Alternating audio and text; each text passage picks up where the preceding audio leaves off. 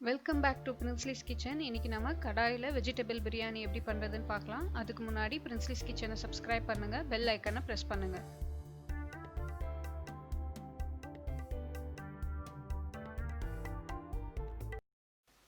கடாயில் எண்ணெய் ஊற்றிக்கோங்க. பிரியாணிக்கு தேவையான ஸ்பைசஸ் எல்லாம் போட்டுக்கோங்க.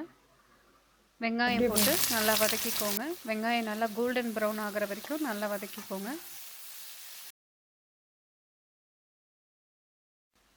வெங்காயம் ஓரளவுக்கு வதங்கியிருக்கு. இதில் ஒரு ஸ்பூன் அளவுக்கு நான் இஞ்சி பூண்டு பேஸ்ட் சேர்த்துருக்கேன்.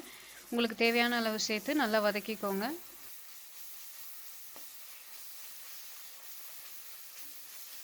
பச்சை மிளகாய் சேர்த்துக்கோங்க. தேவையான அளவு தக்காளி சேர்த்துக்கோங்க. இதில் நம்ம மசாலாலாம் சேர்க்க போகிறோம். சிகப்பு மிளகாய் தூள், கரம் மசாலா,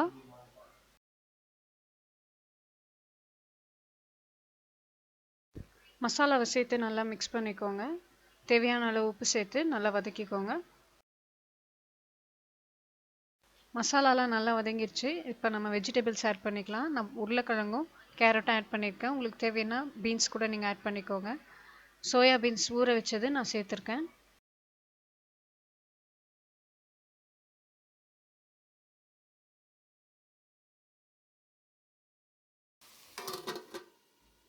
வெஜிடபிள்ஸ் சேர்த்து வதக்குனதுக்கு அப்புறமா கொஞ்சமாக நான் தயிர் சேர்த்துருக்கேன். புதினா இலை கொஞ்சம்.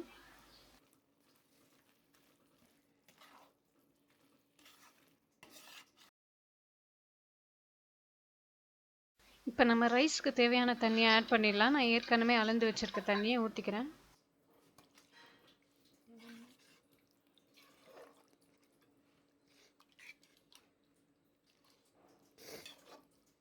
வாட்டர் ஆட் பண்ணதுக்கப்புறமா நம்ம ஒரு மூடி போட்டு பாயில் பண்ண விடலாம்.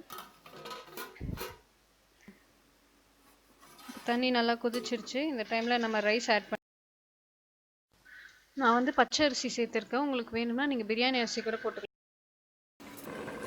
இப்போ நம்ம ஃபைனலாக ஒரு ஸ்பூன் நெய் ஆட் பண்ணிக்கலாம். கொஞ்சமாக கொத்தமல்லி மேலே தூவிக்கோங்க.